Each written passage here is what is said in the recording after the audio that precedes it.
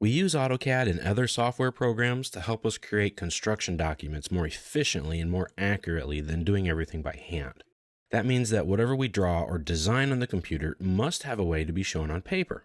That is where printing or plotting comes in. AutoCAD calls printing plotting and plotting printing. It comes from the way lines and arcs are drawn on the board. They were plotted. A drafter would plot points and connect the dots with a straight edge. The term stuck, especially when pen plotters were used. Nowadays, we use inkjet printers and laser printers for most of our plotting needs. Believe it or not, printing an AutoCAD drawing can be very difficult to get exactly right. The reason for that is that there are so many settings involved and ways to plot it can get confusing. Also throw into the mix the number of different plotters and printers out there and adding in their own settings, and a CAD user has a real mess to deal with. This video will stay away from settings for specific printers and focus on the AutoCAD settings because that's really all I can do. I don't know what printer you're using.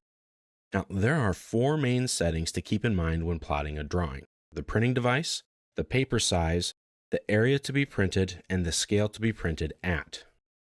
So let's open up some files for this chapter. Let's open up the Architectural Annotation Scaling and Multi-Liters drawing file. So if we open up this drawing, we take a look at it, and we go to the Sections and Details Paperspace tab. This drawing is set up to print to a 24-inch by 36-inch size sheet of paper. Well, how do I know that? Well, if I go to the Paperspace tab, I right-click on it and go to Page Setup Manager. This is where you'll go to set up your printing settings. And it tells me right here, plot size, 36 by 24 inches, landscape mode. Now you can print from anywhere and at any size, meaning that you can print from model space or from paper space. I suggest that you set up your drawing to be printed from paper space. There are several ways to start the printing process. You can just press Ctrl P, and that will open up your printing settings. You can type in the word plot. You can even type in the word print. In AutoCAD, they mean the same things. You can come up to the Quick Access toolbar, click on the plot button right there. Or if you go to the application menu, you can go down to the print button, and you have several different options. If you click on the plot button, again, that brings you to the plot menu. And you can also right-click on the Paperspace tab and click on the plot button. Any of these methods will be fine and they'll get you to the exact same place. Now, as you can see here, there are several different settings. In fact, there are more here than what you see right now. If I click on this little arrow here, it brings up a whole nother section of settings that you can get to. You're probably seeing now why it may be so complicated to print. Now, as you can see here, there are several settings, and page setup is a predetermined set of settings that allow you to print a specific way. All you'll have to do is set it up, and then once you do, you come and you click it, and all of your settings are applied, and you can just click OK. You're going to do that often. In fact, the majority of the time, you're going to be printing from a page setup. It just saves a lot of time. And exactly where you're going to print to is determined here by the printer or plotter. As you can see, there are several different choices here. Now, AutoCAD comes with several output device settings, like a PDF file or a JPEG or a DWF.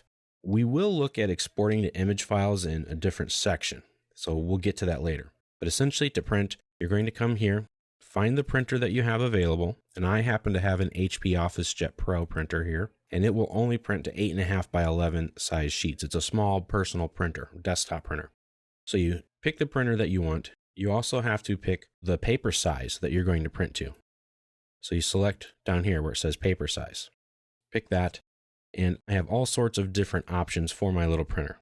I'm going to print to a letter size. And this preview right here gives you an idea of how big your printer page is going to be. Now, some settings display the page size like 8.5 by 11, or they'll just call it letter, or 11 by 17, or 24 by 36, or 36 by 24, and so on. Now, in most of these cases, the first number will be the width of my paper. I don't have that example here, except for maybe an 8.5 by 13. So the first number shown will be the width of your paper. So if this was 13 by 8.5, it would be 13 inches wide by 8.5 inches tall. So keep that in mind as well. Now this shaded area here is where my print will end up on the paper. You can change here between portrait and landscape so that it will automatically fit to the page. A lot of times the height and the width of your sheet is determined by the hardware or your printer itself, and that can't change. So you'll have to change the landscape and portrait orientations here. This little letter is an indicator of how it's going to look on your sheet. The next setting that you'll have to do is to define the plot area, and that's done right here. Essentially, there are 4 options. Click this little arrow here. You have display, extents, layout, and window. Now there's a 5th option that's not showing up here because this file isn't set that way, and that's printing to view. If I have a saved named view, then I can print to that view as well. Now if I pick display, it will print what we currently see on our screen. So if I can move this window out of the way, so what we see here on the screen is what we're going to print. I rarely use this setting, to be quite honest, because it's very difficult to get right. What you see on the screen and how you interpret that to look is oftentimes different from the way AutoCAD interprets it. So just be careful. You can use it, of course. One setting that I do use often is the extents setting. And you might have noticed that I get a little red line here. That means that when you change your settings and you get a red line on a border, then something isn't fitting in your sheet the way it should be. So that means something won't be able to be printed. It's cutting it off. So when you print to extents, it's just like a zoom extents. It zooms all the way out in that tab, being model space or paper space, and it will zoom out to all of the contents of your page. And then that is what's going to be printed. So it basically prints everything that's in that paper space tab. Layout will print according to your page setup definition, meaning your paper size and printer settings. So the layout will print to an 8.5 by 13 as you see here. And when you're in AutoCAD and you set up your layout, there'll be a faintly dashed line that shows up around your drawing area. This is a good setting to use if you have a defined page size or paper size that you're printing to. And it helps you to control the way it's printed on your sheet, because that dashed line is a sort of guideline. So anything inside this dashed rectangle is what's going to print. So you just line up everything that way. This one's used quite often. And then this last section is a window. Now the window allows you to define a printing area within a window selection. So you can use this to pick your entire sheet if you'd like, or pick on the window again, and you can just select a small area in case you want to print one section or view or something inside, just a little bit of something that you want to print out.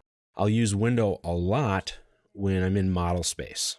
You can see here my printing area will fit a little bit more smaller than the larger one, and it's going to fit inside this 8.5 by 13 inch size sheet of paper. Now to the scale and to the plot offset. Plot offset typically is going to stay at 0, 0 all the time. The other option you might want to use is center the plot.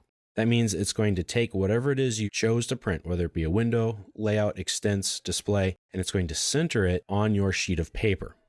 This is another setting you're probably going to use quite a bit. Now the scale. The scale is very important. Typically, you're only going to print 1:1 because you use your scale in your CAD file through your viewports. That controls the scale. And Paperspace is set up as if you were drawing in paper. So everything is scaled in there automatically by default according to how it's going to look on the paper. You define your text size, how it's going to look in paper. So if you want your text to be 1/8 of an inch high, then that's what you set your text to be, 1:1. Drawing 1:1 in AutoCAD is the key, and it keeps everything simplified that way. So typically this is going to be 1:1. Now, in the case here, where I only have an 8.5 by 11 size sheet of paper that I can print to, the letter size, and let's say I want to print the full drawing that I have, extents. It's too big to fit on this size sheet of paper. So I'm going to center it. And once I center it, you see here I have the red border telling me that this is not going to fit. I'm only going to get the middle part of my drawing. Well, if I click the fit to paper, it will scale everything down to fit it on that size sheet. And you can see here the scale has been customized itself. I can get it to be a little bit better fit if I pick the landscape option right here. It rotates it, adjusts the scale accordingly, and now my full-size sheet is going to be printed down and scaled properly to an 8.5 by 11. Now you see the scale is a little off here, so if I try to put a scale on my drawing once I print it out to make measurements, I'm not going to be able to. But if I turn off the fit to paper, I can change my scale here manually. Now you can see it cuts it off a little bit. So my left and right sides are going to be cut off. Now, if that's okay, that works. But I can change it 2 by 2. It's still a little too much. Let's go the opposite direction, 1 to 4. Now it fits in there perfectly, and it's at a nice scale that I can actually work with on paper, and I'm ready to print. All I have to do now is click OK. Now there's another setting that you're going to need to take care of, and that's the plot style table or the pin table. That's up here in the top right. Right now mine is set to none. Mine is set to use the line thicknesses as defined by the layers. It's all up to you which one you're going to use. Now if you're in a company, you typically are going to use a file. It's called a CTB file. That's these right here. And you will have set those up according to your company's needs and desires. It will say, okay, a red color is really thick. And it will say a blue color is really thin, or whatever colors that you want to use.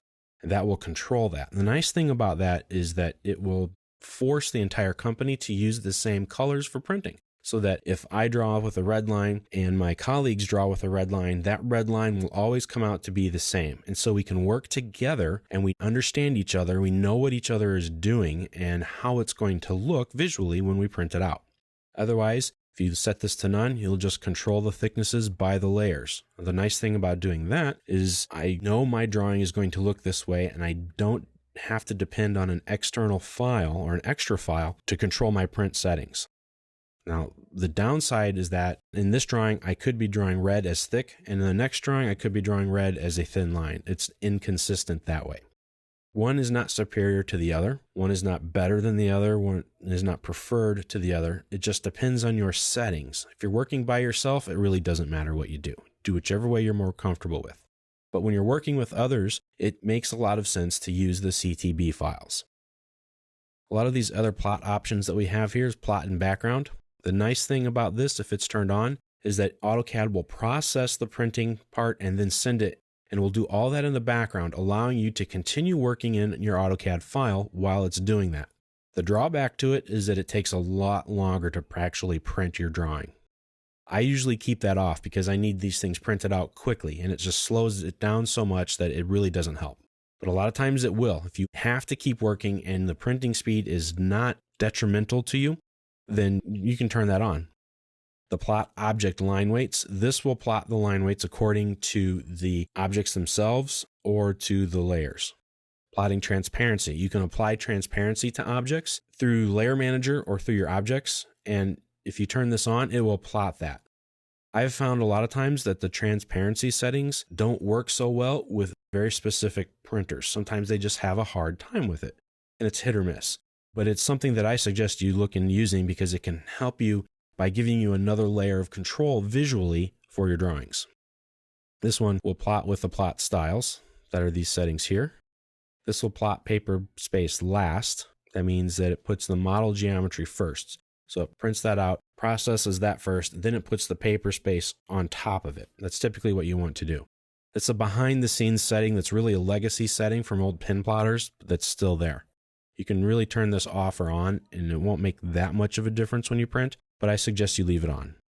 You can hide paper space objects, you can turn on a plot stamp, and you can save these changes to the layout whenever you print. I suggest you leave this off, and I do suggest you create a plot stamp. That will help you out quite a bit.